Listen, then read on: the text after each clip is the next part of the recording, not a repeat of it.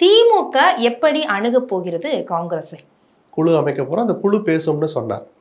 அப்படி சொன்ன பிறகும் மாணிக் தாகூருடைய ட்வீட், அவர் வெளியிட்ட கருத்துக்கள், பத்திரிகையாளர் சந்திப்பில் அவர் நடந்துகிட்டது, மாவட்ட காங்கிரஸ் கமிட்டி கூட்டத்தை கூட்டி தீர்மானம் போட்டது, இதெல்லாம் ஒரு எல்லை மீறிய செயல். அவங்களுக்கு உரிமையான செயலா இருக்கலாம். தோழமை தொடர்கிறதுன்னு அந்த வார்த்தையை போட்டு பார்த்தீங்கன்னா இது எல்லை மீறின செயல் தான், எரிச்சல் படுத்துகிறது. இல்லை, மாணிக் தாகூர் கொஞ்சம் அழுத்தம் கொடுத்தாதானே அதிக சீட்டு வாங்கணும்னு கட்சி நலனுக்காக தானே பேசுறேன். எரிச்சல் வருமா இல்லை அள்ளி கொடுக்குற மனசு வருமா? முதல்ல எரிச்சல் தான் வரும். ஸ்டாலினுக்கு அது வந்ததுன்னு தான் நான் கேள்விப்பட்டேன். அது தப்பே இல்லை.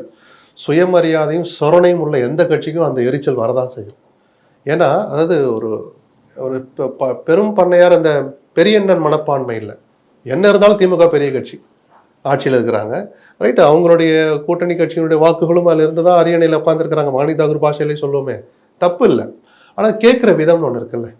இதே சோடங்கர் கேட்டார். திருநெல்வேலியில் பூத் கமிட்டி மாநாடு ஒன்று நடந்துச்சு, ஒரு 3 மாதம் இருக்கும். அவர் மேலிட பொறுப்பாளராக நியமிக்கப்பட்டு நடந்த முதல் பொது நிகழ்ச்சி அது.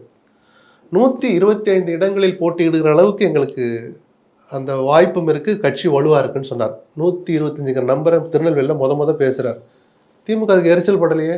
ஏன்னா 25 வாங்கி இருந்தீங்க, இப்போ 125ங்கிறீங்கன்னு யாருமே எரிச்சல் படல, விவாத பொருளாகவும் ஆக்கலை.